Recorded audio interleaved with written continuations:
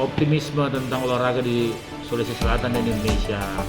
Anak-anak Makassar, dalam ini ada Rahmat, Erwin, ini membuktikan bahwa anak-anak Makassar punya talenta yang luar biasa.